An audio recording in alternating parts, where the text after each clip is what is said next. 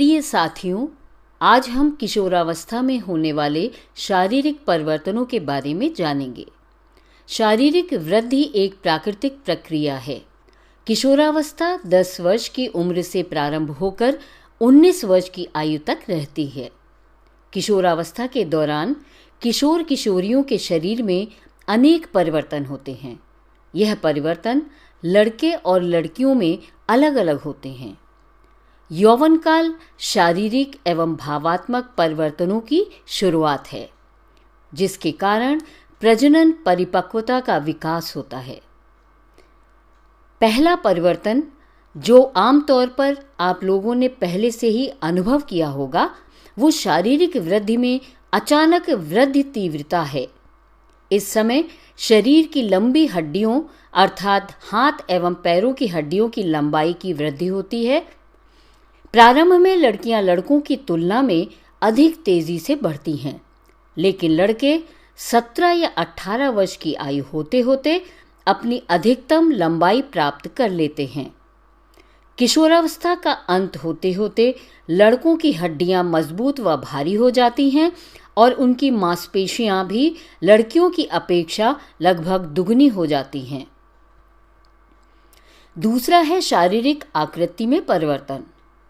किशोरावस्था के समय लड़के और लड़कियों की शारीरिक बनावट में भी परिवर्तन होता है। लड़कों के सीने चौड़े व कंधे मजबूत हो जाते हैं, जबकि लड़कियों के कूल्हे या कमर का निचला भाग चौड़ा हो जाता है। तीसरा है स्वर में परिवर्तन। किशोरावस्था में लड़कों के लैरिंक्स यानी स्वर यंत्र का आकार बढ़ जाता है, जिससे उनकी आवाज़ भारी हो जाती है।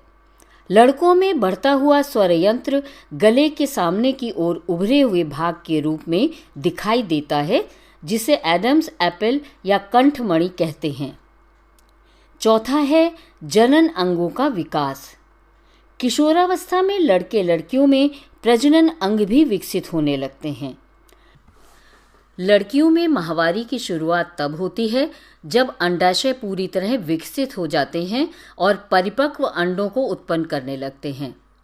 लड़कों में शिश्न और वृषण जैसे अंग पूरी तरह से विकसित होकर वयस्क आकार में पहुंच जाते हैं।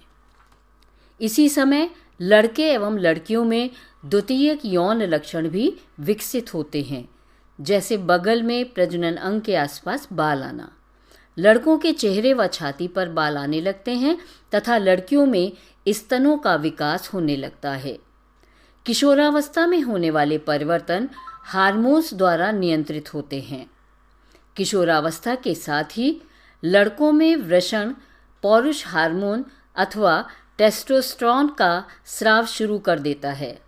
यह लड़कों में परिवर्तनों का कारक है, जैसा कि हमने पहले जाना कि लड़कों के चेहरे पर बाल आना इत्यादि।